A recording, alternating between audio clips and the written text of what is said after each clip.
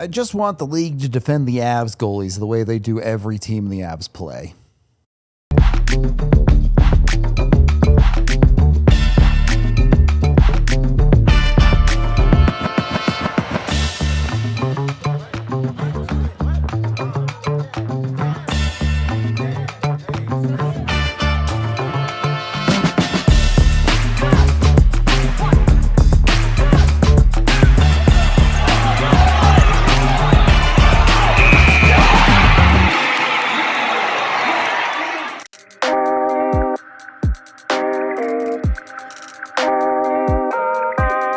Welcome in to the DNVR Avalanche Postgame Show, live from the Toyota Lounge. It's a loser's lounge, but a lot of things to talk about in that loser's lounge. Powered by your Front Range Toyota dealerships.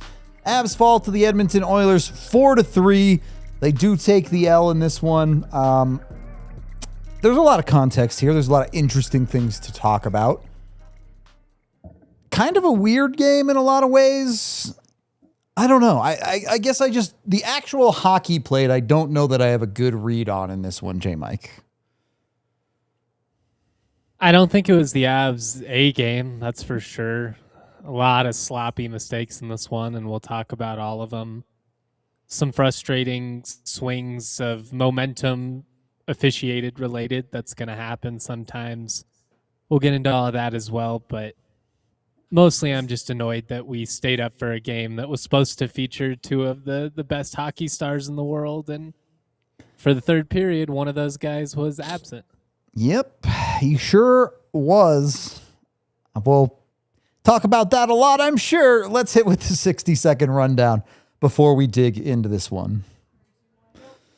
Avs score almost immediately in this game. Ross Colton, the shot from the point, hits some stuff and goes in. You'd love to see that for Ross, and then he gets hurt later in the first period because the Avs don't get nice things. Edmonton is able to punch back on the power play initially.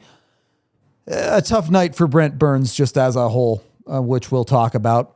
But it's 1-1. The Avs are able to get that goal back and get a 2-goal lead going with a power play of their own. Marty Necas is able to score. And then in the dying minute of the first period, Edmonton ties it back up as the Avs blow another defensive coverage. It's 2-2 after 1. You get into the third period, rather second period, I should say. And the Avs just kind of struggled at times in their own zone.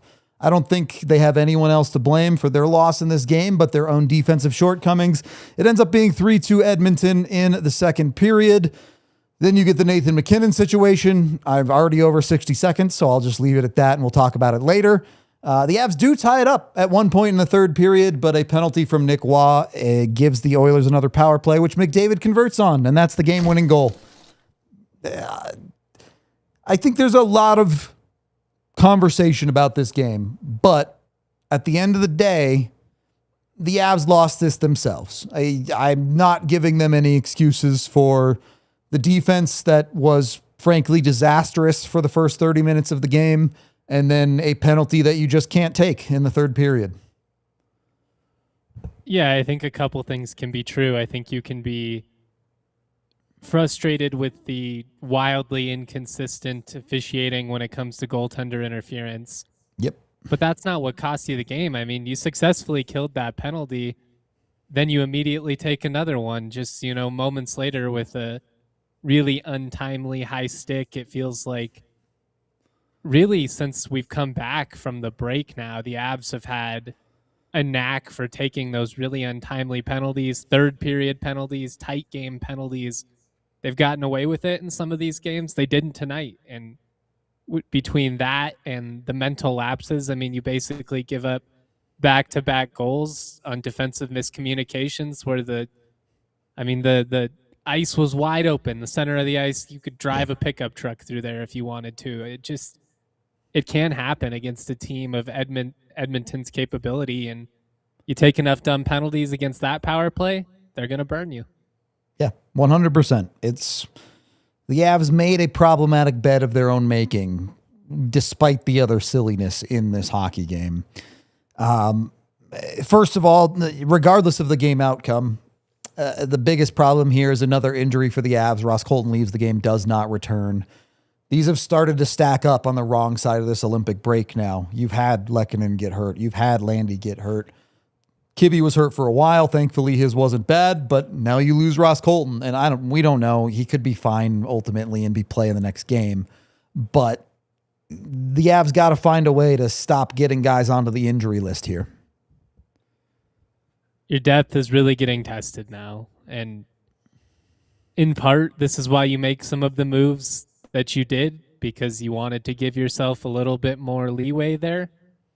But that's a tough spot, especially given you'd like to establish some continuity within these lines, especially if, knock on wood, things go to plan and you're able to wrap up the division and cruise a little bit at the end of the regular season.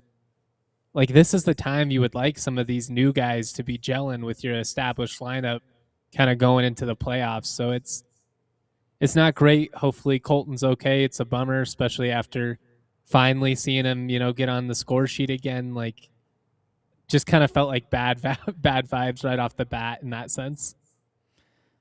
Yeah, the vibes in this game were weird to me because obviously by the end of it, the vibes were obviously bad, right? But at times it felt like the Avs were still in control of this game despite the issues that were occurring. Not that I think the Avs played great by any imagination, but it's a game that got away from the Avs, and it didn't feel like the Avs were comfortable in. So many games this year we've seen the Avs trail, and it feels calm. It feels collected. It feels like the Avs are going to get it back, and they know what they need to do.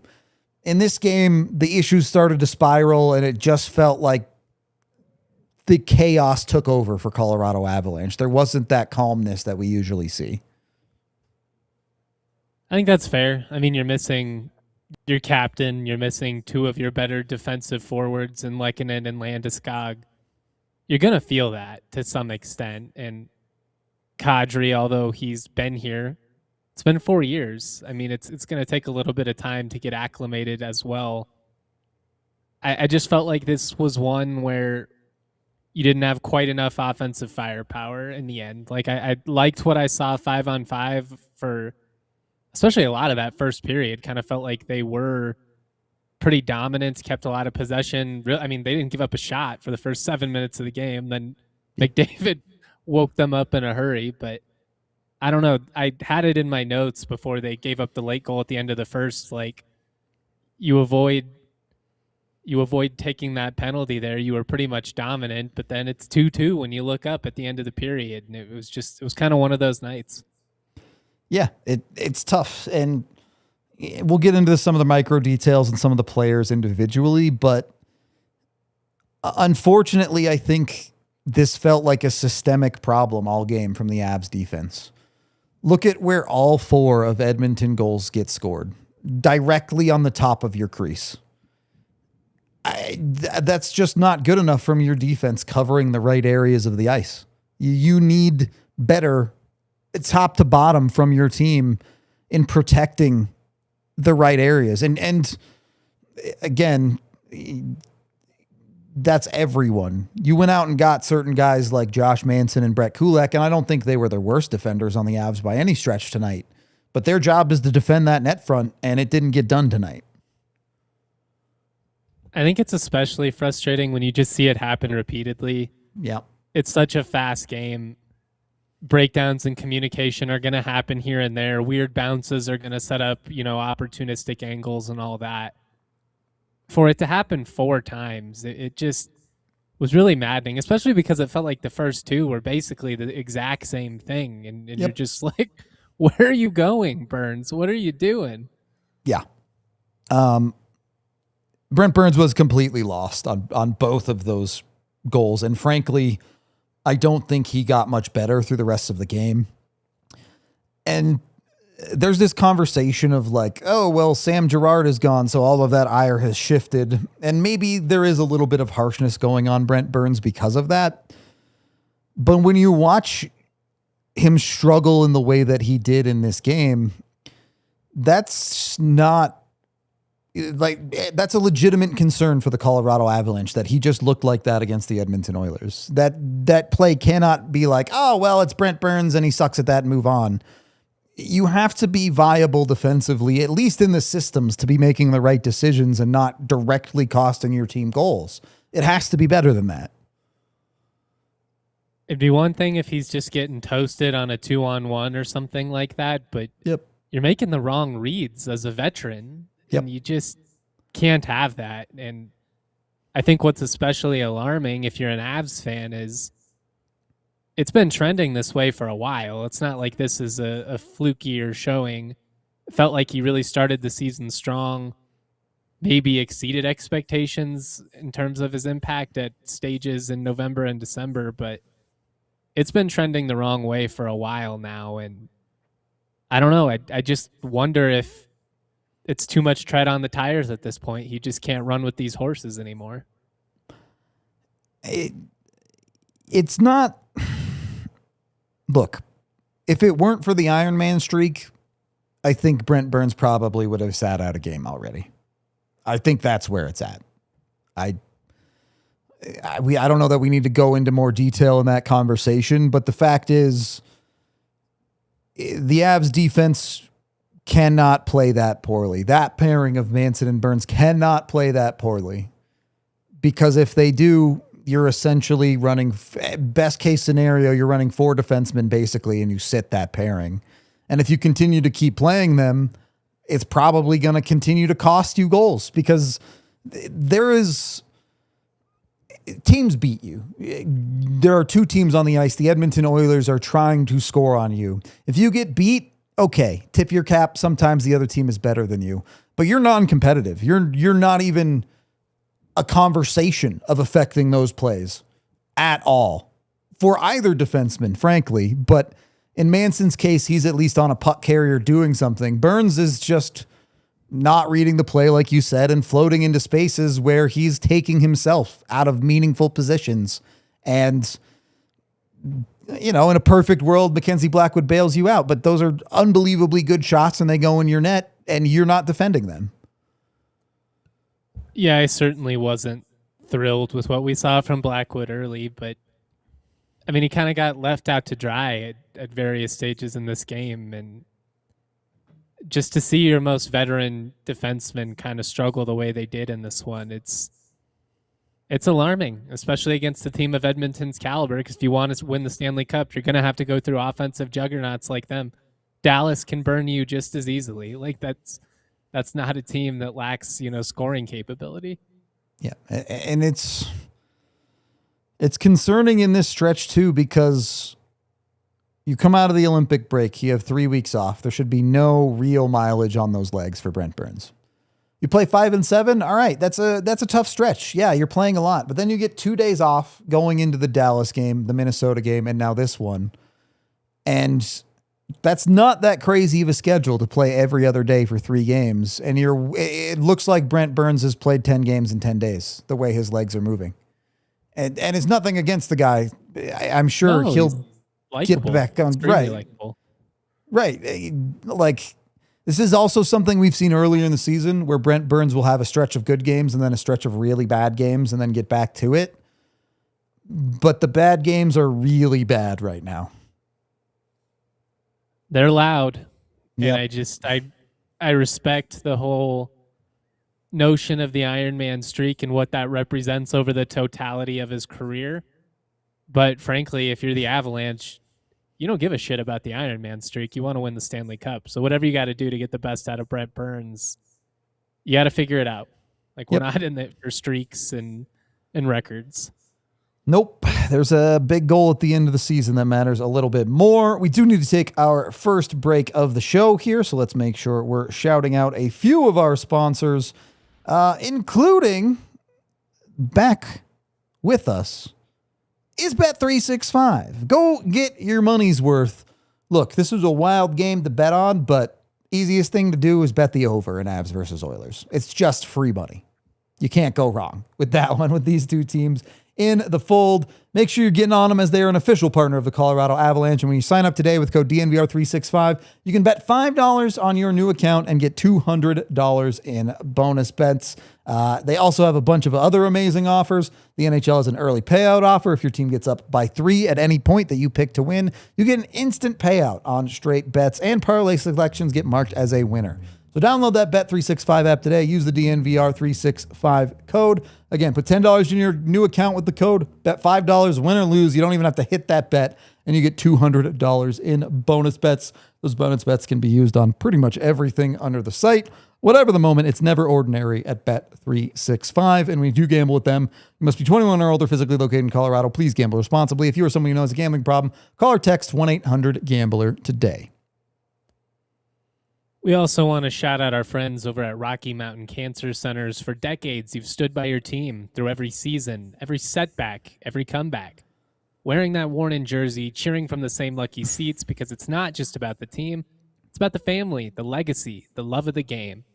At Rocky Mountain Cancer Centers, we get that kind of loyalty because we've been here for more than 30 years, standing with Colorado families, treating more adults with cancer than anyone else in the state. When life gets tough, we never stop showing up.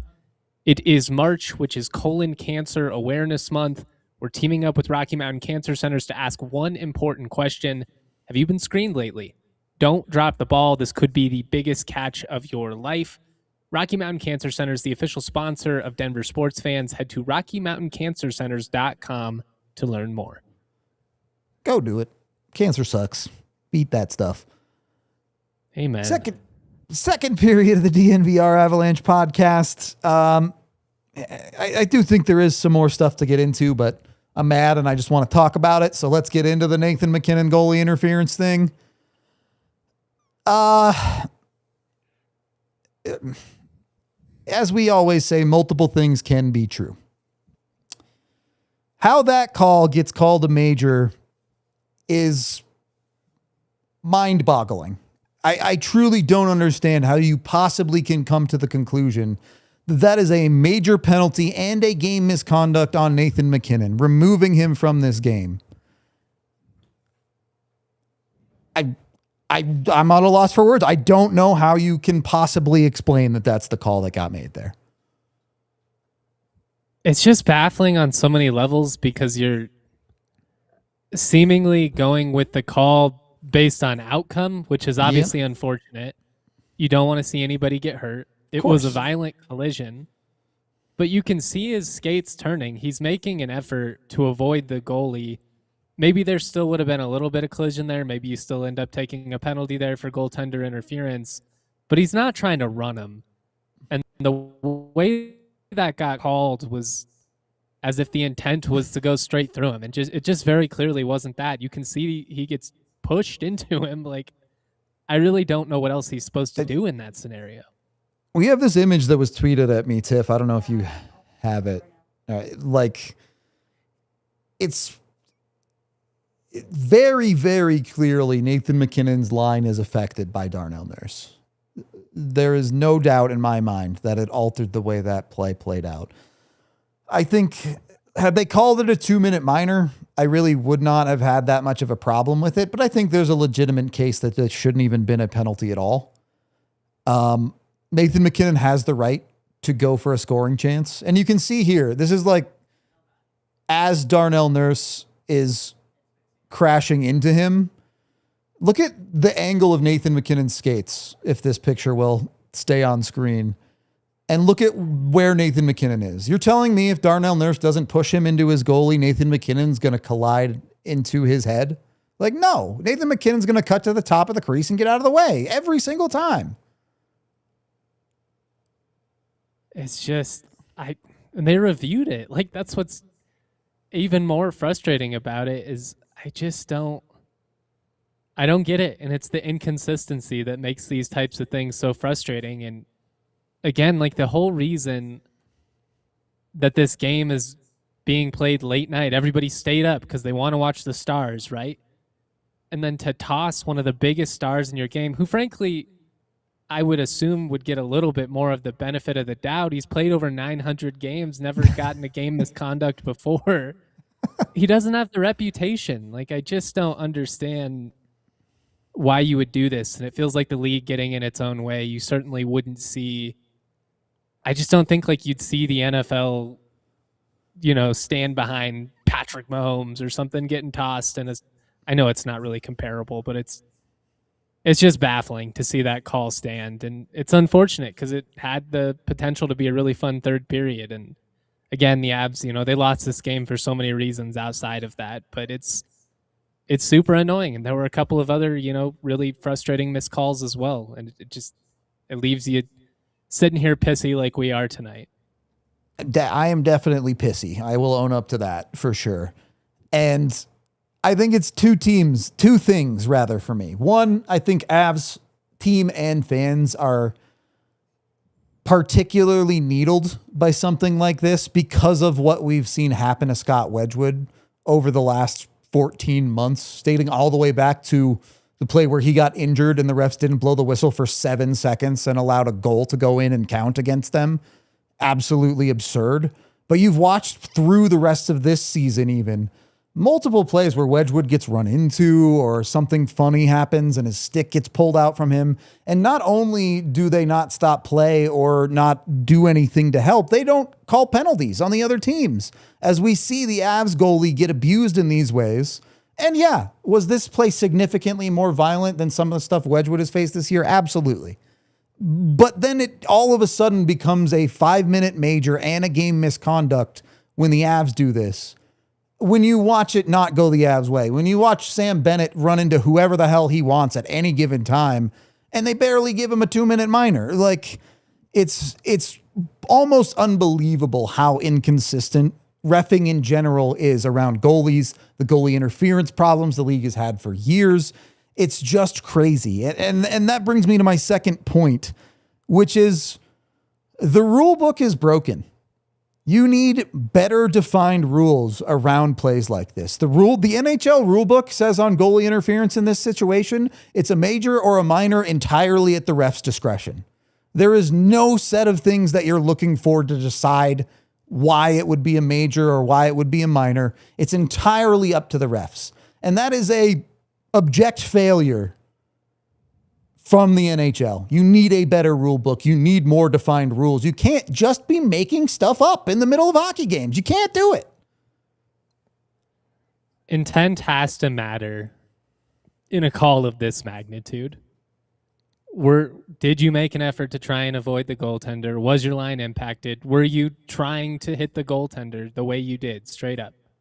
If you make contact again, maybe it's a penalty because they got to protect the goaltenders. I get it. But you throw a 5-minute major, one, that's a game swinging call just from the fact you get the power play out of it. But to toss him, like, I don't get it.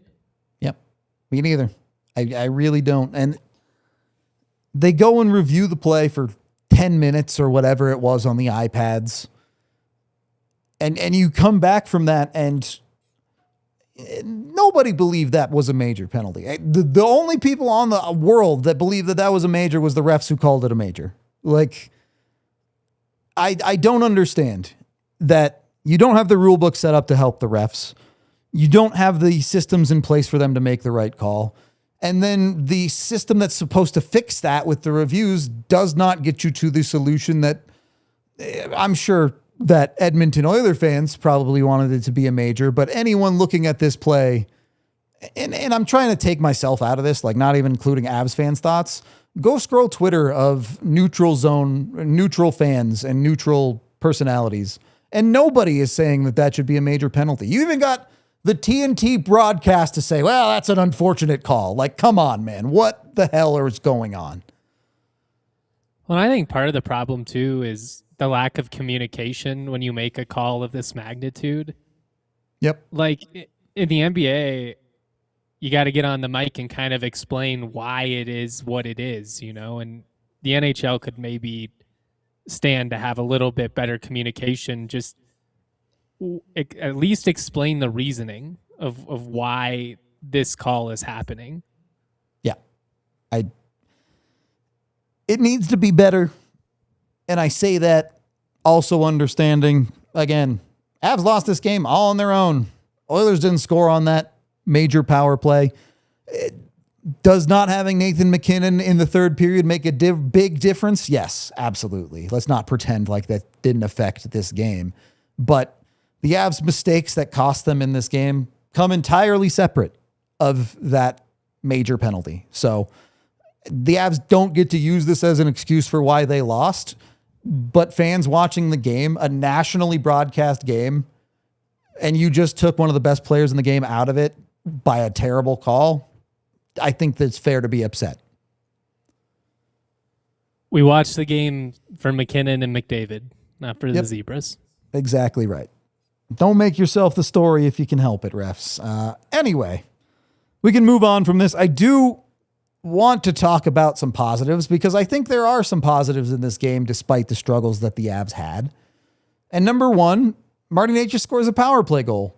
And would you have loved a second one late in the third? Sure, but Avs power play gets back on the horse here. They get the job done as far as percentage in this game is concerned. I don't really have an issue with that. You look at what they've done on the power play post-Olympic break. You feel a little bit better that Minnesota nightmare is maybe the outlier here, and the games they're scoring in is the more consistent factor. You hope so. It seems to at least be trending the right direction as a whole. Still don't think it's perfect. I still think they get a little too cute at times, especially when you see like the speed with which Edmonton enters the zone and gets a good chance on their power play. It's like, man, I haven't seen anything like that in a while. But yeah, it does feel like it's going the right way. I feel better about it, but I still feel humbled about it because of the Avs penalty kill. And this is a complicated conversation. The Avs killed that major. Like, that's not worth nothing. That also burns your legs out. But you're also in a game against the Edmonton Oilers where you could make an argument that your penalty kill, or maybe it's your lack of discipline, that lost you this game.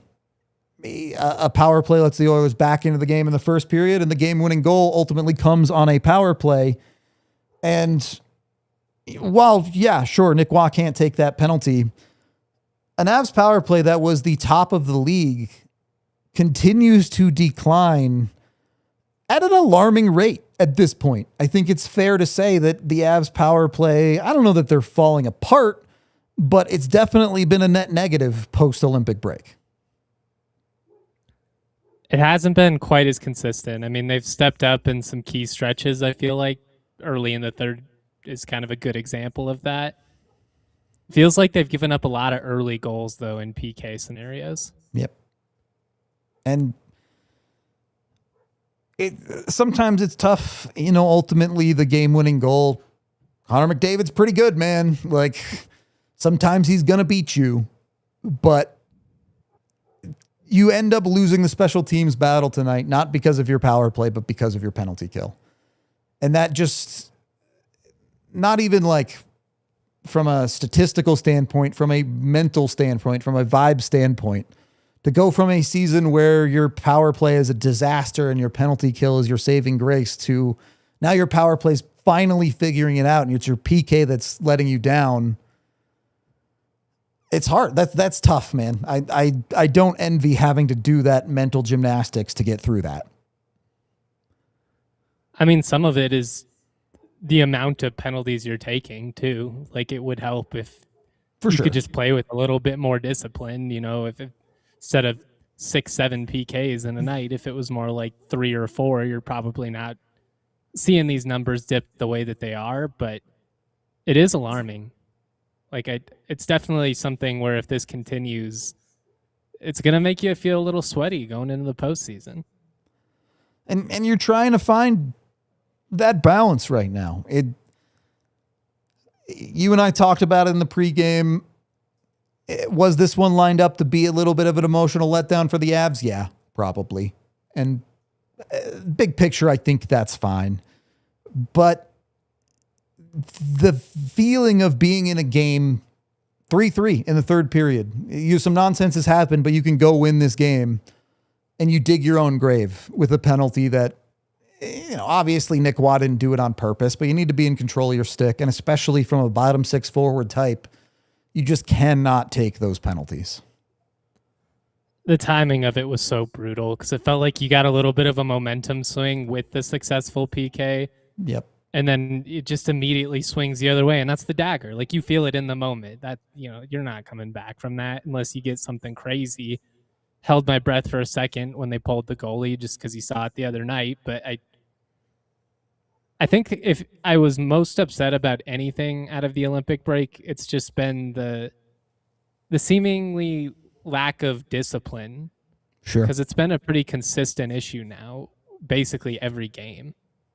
Yep. I think you had it's 8 games post break now. You had one game where you had less than 4 penalties in it if you're Colorado. Got to clean that up a little bit. It has to be better. Good enough. Yeah. And hopefully the Avs can take the right mindset out of this game. Some nonsense absolutely happened in it, but there's plenty you can clean up as a team too. It's not like you went out and bombarded Edmonton. Your shot on goal totals are not awesome for the vast majority of this game. So plenty of improvement on both ends of the puck. We do need to get into our second break of the show.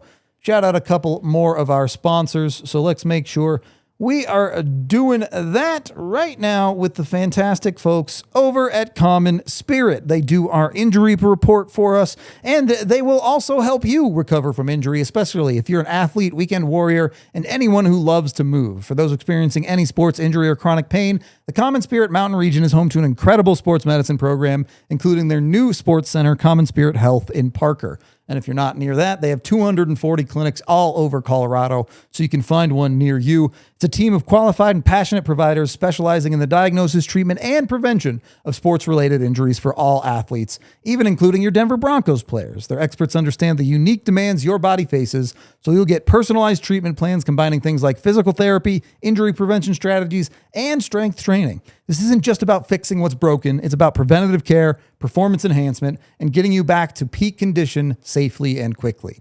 Don't let an injury keep you on the bench, or even better, get proactive about your health. For more information, visit mountain.commonspirit.org. Common Spirit Health, official healthcare partner of the Denver Broncos.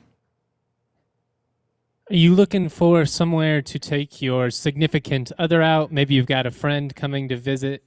You want to spice up the night a little bit, hit up some apps, maybe get yourself some drinks, hit up STK Steakhouse. They've got an awesome happy hour available Sunday through Thursday, 2:30 through 6:30. It's also available 9 p.m. to close. Friday and Saturday, you can get those deals from 2:30 to 5:30. They've got things ranging from $3 to $6 to $9. You love that. Have a little bit of variety. They're open late night on game night, so you could have hit them up after the Avs game 2 nights. They're also open after Nuggets, Broncos, you name it. Steak night, check out their 3-course meal plus a glass of wine for $69 a person. That's an awesome way to make it a little bit fancier. I'm kind of basic when it comes to food. This is a great way for me to maybe surprise my missus. Private dining spaces are available for corporate events or social celebrations. Make a reservation or learn more at stksteakhouse.com. I could use a steak right now. Helps me be less mad. Other good positives from this game, though, and I know, look, I've been annoyed as hell on this show, but there are things you probably should take. Val Nichushkin, able to find the back of the net again. You do feel like outside of the big guns and even dealing with some of the injuries that you're dealing with, you're still finding some of that secondary production from your, I know the lines are mixed, but second line guys. Yeah, I think Val, the last couple of games, has really been trending upwards. The scoring is obviously ticking up, which is great to see. Just kind of feels like body language, and this is one that's harder to read, watching on the broadcast versus being there in person. But yeah, that feels like it's been positive from what we've seen as well. Like just kind of feels like he's taken things to that next gear over these last couple of games. That's exactly what you were hoping to see from him post-Olympic break. Like, he's another one of those guys who didn't have to put those extra miles on, the tires across the globe. So, like, it would be great to see him especially without some of these other guys potentially. Hopefully, Colton won't be out too long. Who knows how long they'll ultimately be without Landeskog. But this is, if the Avs are going to get where they want to go, they need this version of Val Nichushkin. I feel pretty confident in that. It feels good right now, for sure, especially as we've seen. Now that I think Brock Nelson has played poorly over the last couple of games, but the goal scoring isn't flying into the net for him like it was earlier in the year. To have Val Nichushkin step up and finish a couple of those helps balance the Avs lineup a little bit. And really, I think a lot of the Avs bottom six actually played pretty well tonight. They didn't get rewarded for it. Pucks just weren't seeming to find their way to the net too often for the Avs. But you have a guy like Bardakov consistently creating chances. Brindley was working really hard. You know what you get every night out of a guy like a Kelly or a Drury. When you look past all of the nonsense, I don't know that I have a big issue with the Avs offense in this game. No, it still feels like they maybe have to work really hard for some of their goals. Like it just feels like those ones that feel like you're building up to don't necessarily happen. Like the 2-on-1s and stuff like that. It just feels like those ones aren't falling for the Avs pretty consistently. Yeah. But when they're executing within the zone and they're setting it up, like I feel like they're doing a good job of creating good chances. It's just taking a lot of work at the moment. Yeah, and it is fair, especially against a team like Edmonton. You do really want to see them capitalize on their chances or their opportunities maybe a little bit better. You ended up with a 3-on-1 at one point in this game that you don't even get a shot on net on, and sure, problem there, fine. If you take umbrage with that, I think that is totally within the realm of reasonable. It's tough. It's an Edmonton team. I was prepared for a shootout type of game here, but you look at the scoreboard and you see the Avs put 3 goals in, and in the NHL, most nights 3 goals should probably win you a game, and they didn't get it done tonight. Yeah, that's a good point. I mean, it certainly is far from a disaster. Like, I don't want to come off as hypercritical or anything like that. Sure. I would like to see them execute on a couple of those, finish at maybe a little bit better rate. But yeah, I mean, frankly, you've got to be better defensively. Like, that's what it comes down to. I don't think you leave this game ranting about the power play or ranting about, the quality of the shots or anything like that. It just really comes down to a lack of discipline, and frankly, the other team was far more capitalistic than you were. You got to credit Edmonton. I mean, every time the Avs made a mistake, basically outside of the MacKinnon major, they didn't score on that. But Edmonton really seized every kind of opportunity that we laid on the plate for them. Yeah, they absolutely capitalized better than the Avs did. I look no further than...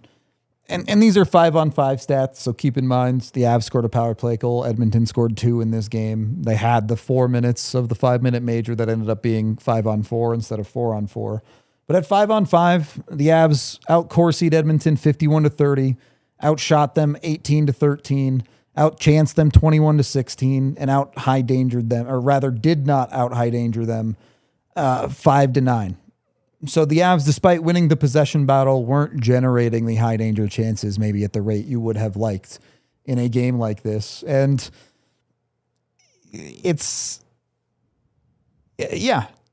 were there some things that went against the Avs tonight? For sure. And some of them were pretty significant, but that's hockey. And we've seen an Avs team at times this year is fully capable of overcoming that type of stuff. You're in a 3-3 game in the third period, regardless of what happened.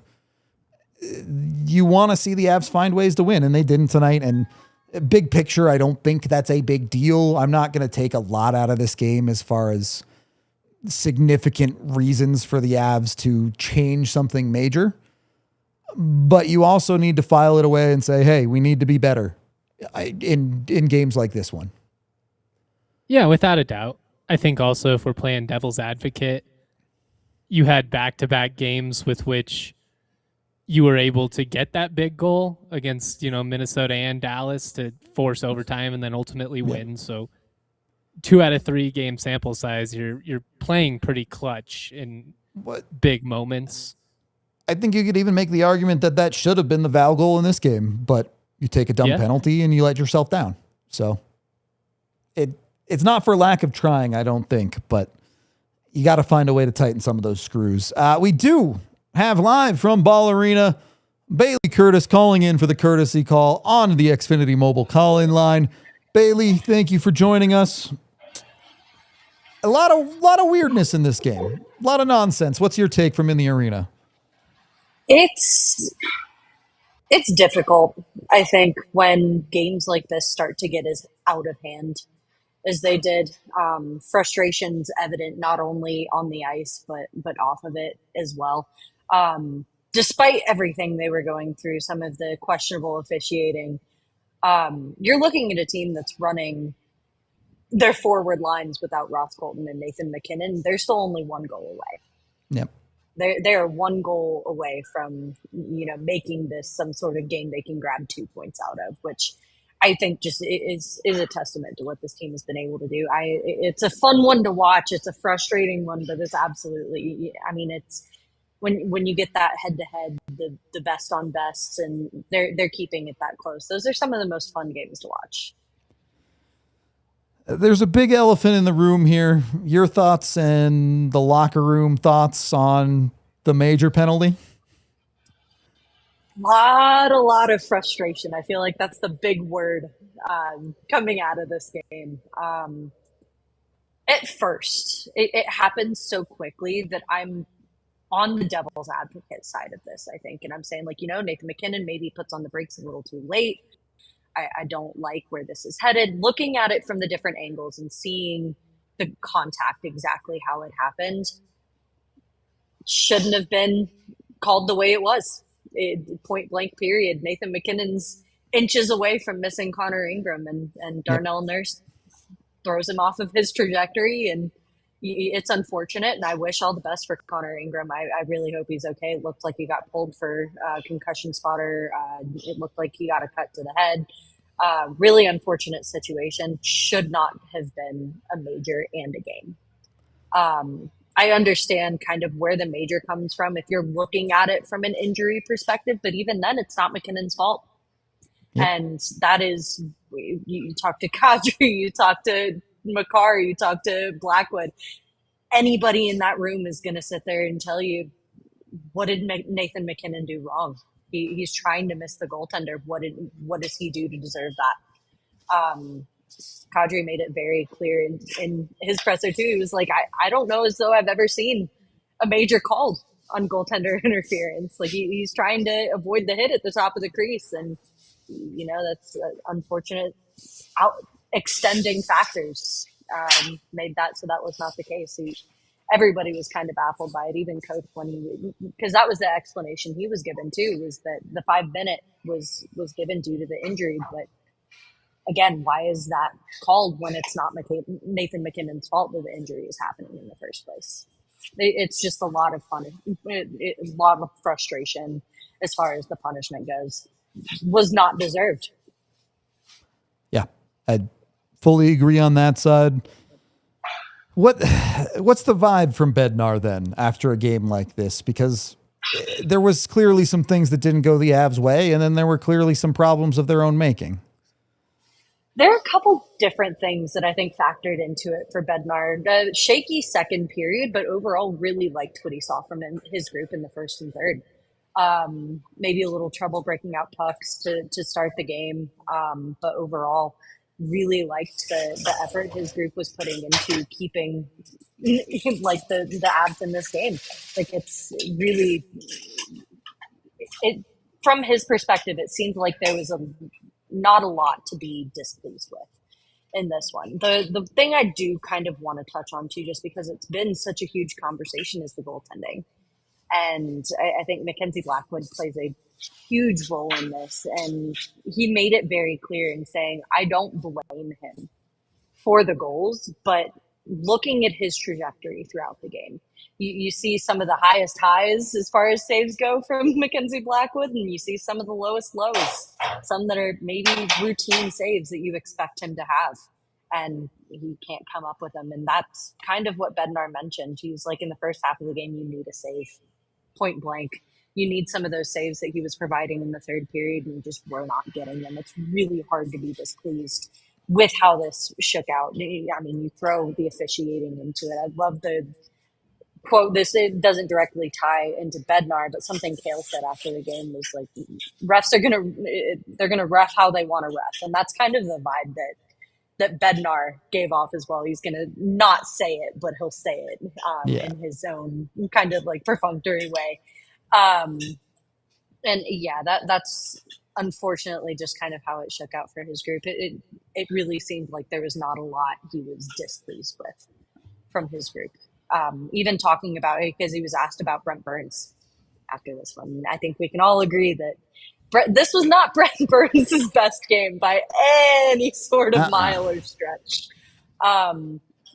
Didn't have a whole lot of bad to say about it too. There's no concern as to the effort or what Brent Burns is doing out there on the ice, as far as what he mentioned in the post-game presser. So some things that they definitely want to go back and watch.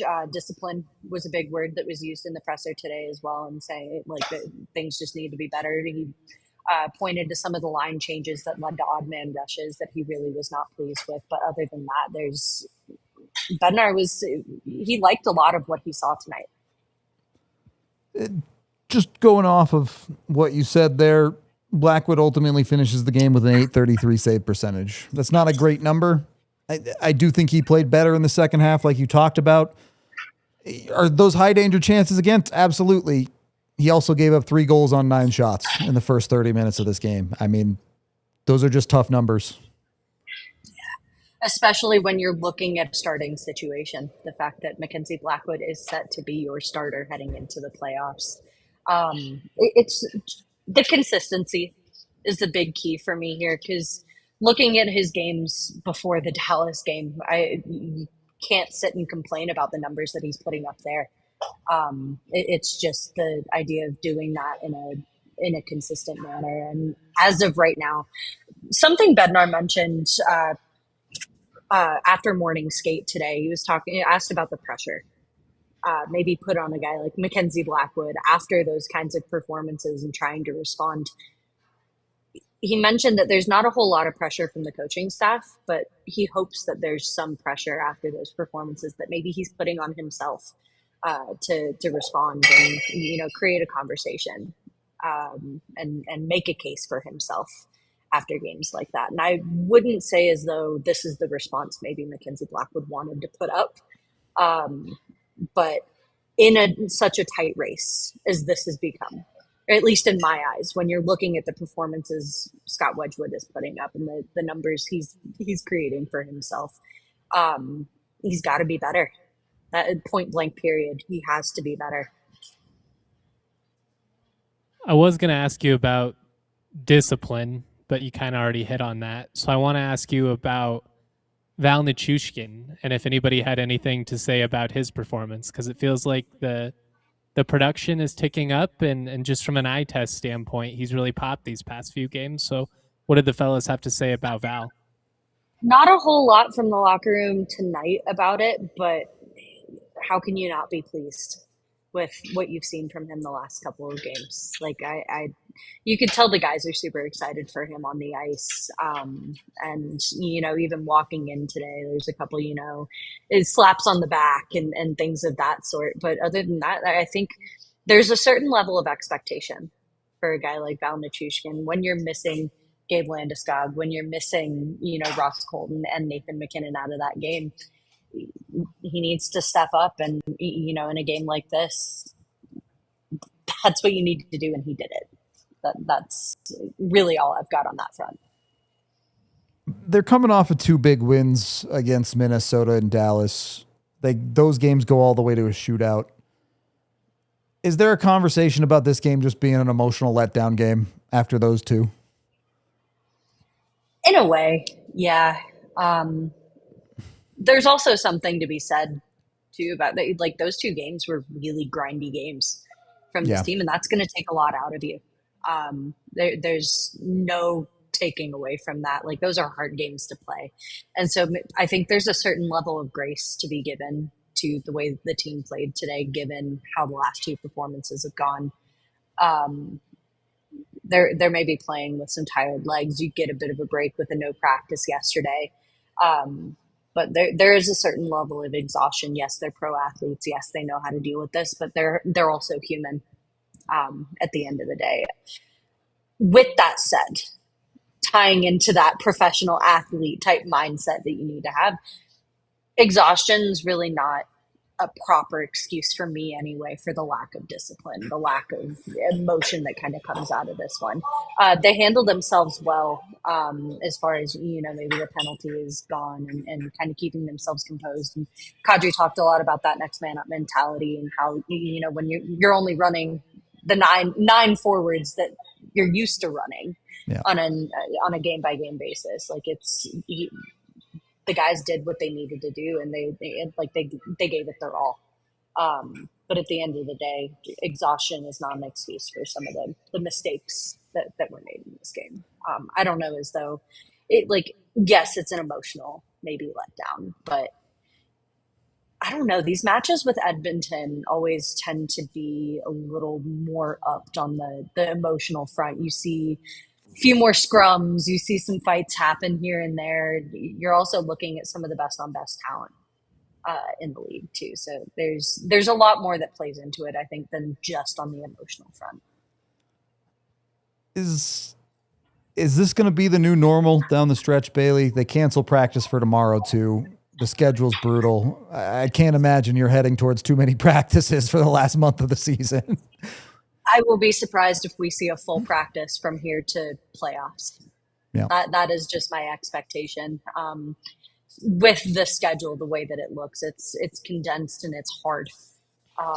It is a brutal stretch from here to the middle of April. And then after that, you've got a brutal stretch for playoffs.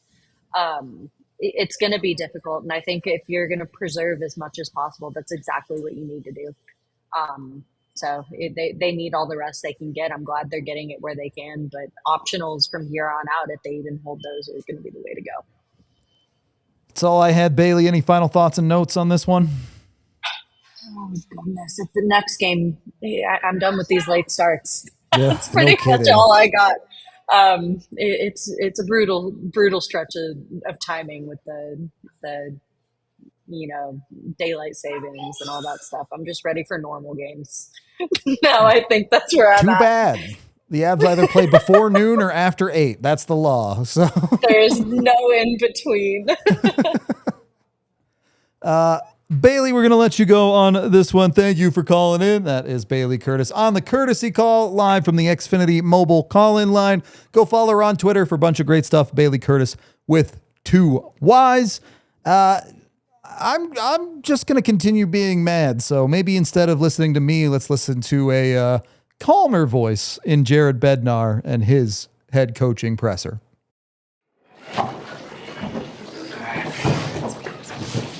Right there, you know. Kadri said he felt like MacKinnon made an effort to not go into Ingram. What was kind of your take on that sequence? Yeah, first thing I looked at, for me, I look at the overhead. He makes the play on the puck, and I got his toes cutting up ice probably through the top of the paint, and Ingram's on the goal line. I don't think there's a chance. There's no chance that he hits the goalie if Nurse doesn't run into him. He's not hitting the goalie.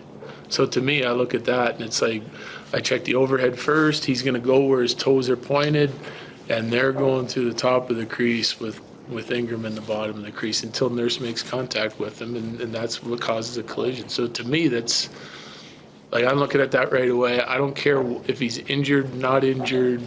It's a severe crash, not a severe crash. It's not a penalty. If you put guys in your own goalie, it's not a penalty. That's the way I see it. Colton? You lose Ross Colton and you lose MacKinnon.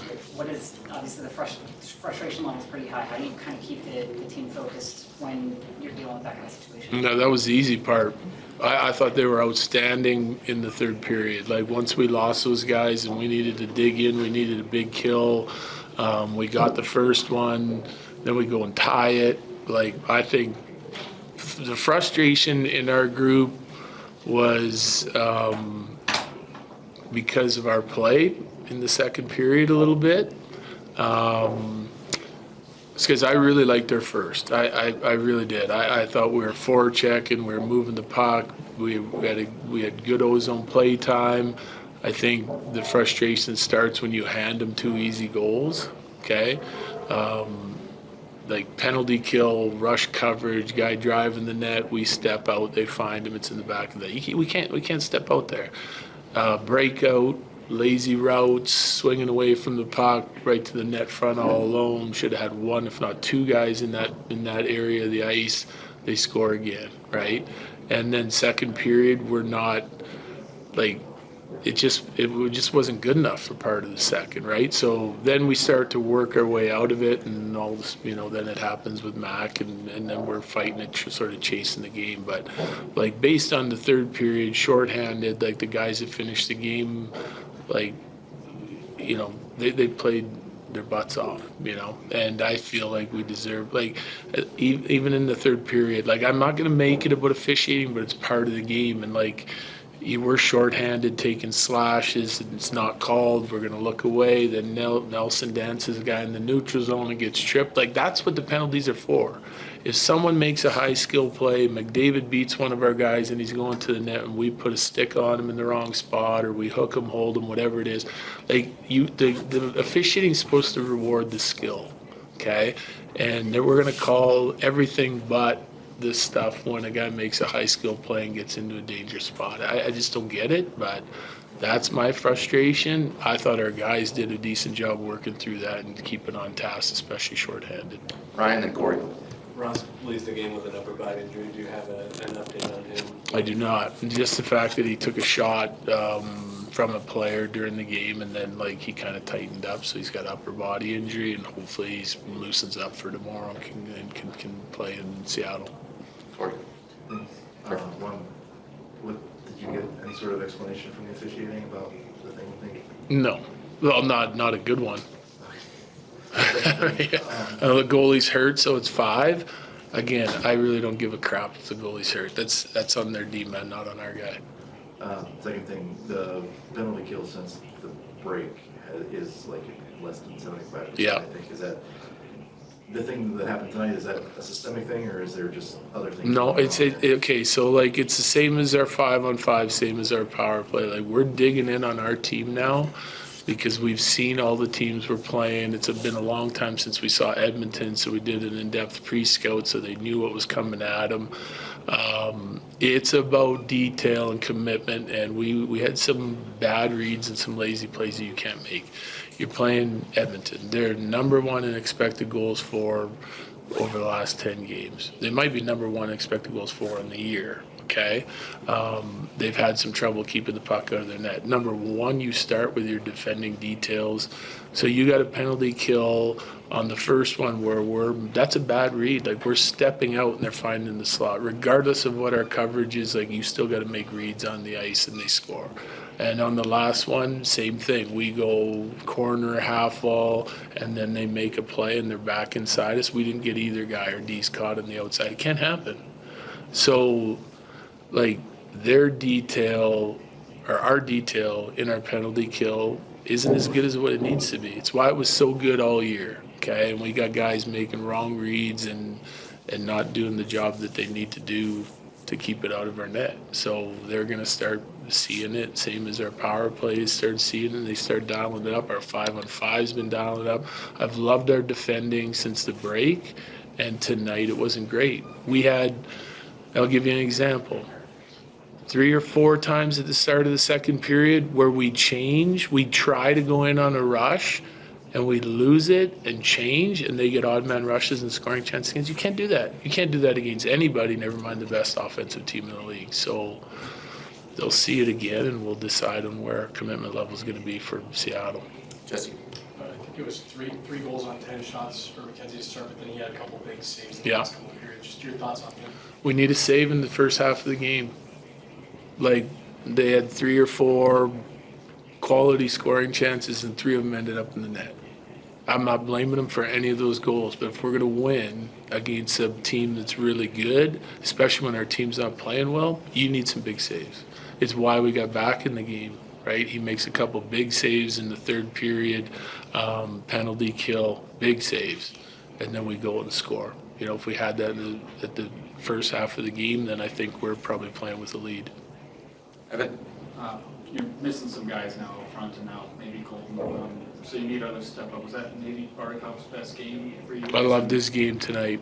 I don't know what I ended up playing with him, but I was trying to get him out there as much as possible in some different situations. He was outstanding.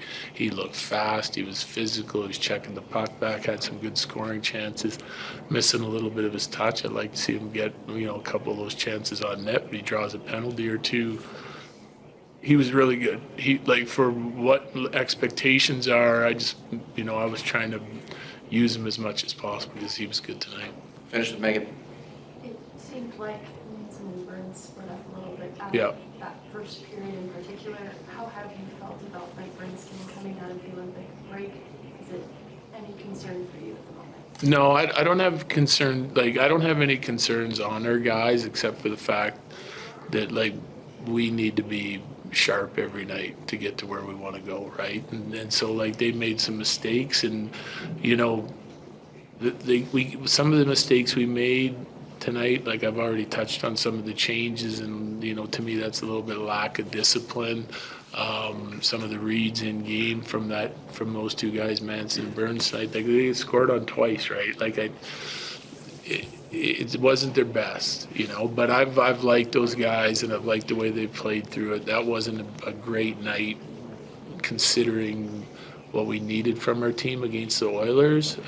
There's some things that I really liked and some pushback that I liked from the team in the third period, but for a full 60 minutes it wasn't our best. But I can't single anybody out as going through it right now. I think our guys are working hard. Thanks, Jared. Yep. Bedsy's a smart guy. He knows what he's talking about in those pressers. I think that was a really honest one from him. Really liked it. He didn't beat around the bush with the reffing or the poor play or all of it. So props to him. We are in overtime here. Conversation continues online at the DNVR.com. Have obviously the current schedule here, and I don't think there's a ton to worry about. You just played your hardest stretch of games and you went 2-1. You do have Dallas again coming up, but you get Seattle, Winnipeg, Pittsburgh. Dallas again is a tough one. Chicago, Washington, Pittsburgh again. A lot of winnable games coming up for the Avs. Yeah, obviously it would have been nice to see him extend the win streak, but you're 6-2 out of the break. Yep. Really favorable stretch coming up here. MacKinnon gets to see Crosby, so I'm sure he'll be in a good mood. The vibes are going to turn back the right direction. Yeah, I think you can comfortably put this one in a box and put it away, especially if they go out and look good against Seattle on Thursday. We do have a couple of super chats to get to. Ryan saying, Kelly Sutherland special, Nick Waugh on my shit list. The reffing was bad. I don't know what to tell you. It's the NHL needs to do a better job of making their rule book more clear. And Bednar talked about them. At this point in the year, I don't even have anything left to say when it comes to the missed calls and trips and all of that stuff that happened. It's just an everyday occurrence in the NHL now. You just want consistency. Or if anything, you want to be able to rationalize what you're witnessing, and it's just becoming tougher to do. Yep. Another one from Ryan that says, play 11-7, Burns constantly costing them too tired. I think 11-7 is a giant cop-out. If Burns is actually that bad, sit him. Iron Man streak be damned. Either he's helping your team or he's hurting your team. You don't halfway it. Make the decision or don't. I know that's not how it works in reality, and I'm not even fully convinced that they should sit him. There is a part of this conversation that I haven't talked about a lot, but of course, the Avs want to win their division and win the President's Trophy and all of that. But what they really want is to have their guys in the best spot possible day one of the playoffs. And if playing through some junk from Brett Burns gets him to where he needs to go during playoff time, then fine.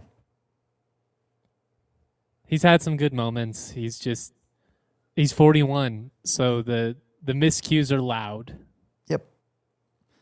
And then the last one, $2 again from Ryan. Pay Gregory Campbell $20 million next year.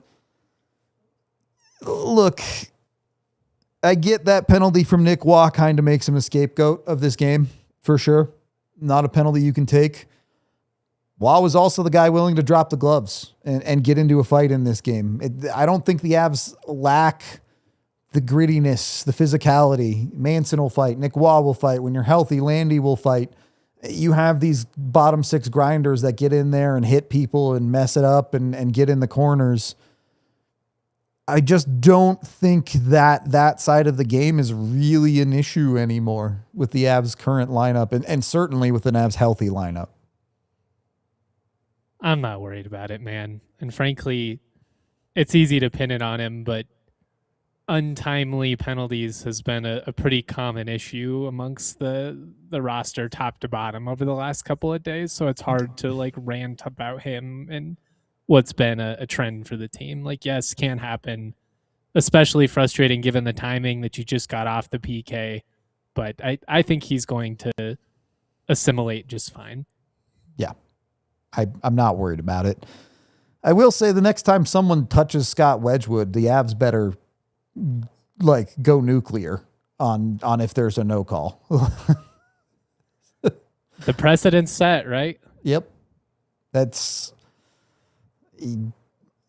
I also think there's a larger conversation we don't have to get into today because we have to end the show. But like, if you're going to make calls based on injury, you're encouraging every player in the league to act hurt when they get a penalty against them. Like, that's just not a rationale. Like, guys get injured in hockey, and that's not trying to minimize what happened. You hope the guy's okay. It was a really violent collision. I know they want to avoid that. But like Bedsy said, it's a violent collision that in large part was initiated because their own guy pushed MacKinnon into him. Yep. And like, again, a clear rule book. You could make the rule tomorrow. You're not allowed to run into the goalie, full stop, no matter what the situation. And players will stop putting themselves in that situations. It'll devastate your offense and you'll be back to where you were before the last lockout, where everyone's winning every game 2-1 because no one wants to run the goalie. But if you want to make the rule book that, you could. Instead, you've left a vague rule that nobody really knows what anything is ever going to be. I got to stop before we get mad again. So let's just wrap it up and end the show here. J. Mike, any final thoughts before we get out of this one? Some consistency would be nice. Watch a lot of sports, cover sports for a living, talk in depth about football and hockey. If you put a knife to my back, I would be in trouble if they were like articulately define goaltender interference or articulately define what is or what isn't a catch in football. Like, the ambiguity of it all is maddening. The problem is nobody knows. There's not a single person on the planet that can tell you what those things are definitively. And it is what it is. Avs got to find a way to win regardless of the things happening around them. Hopefully they can go do that. We are out of here for today. We are back tomorrow for another off day show. So come join Bailey and I for that one. We'll see you over there. This has been the DNVR Avalanche podcast, and that's it. We all silly like the mayor.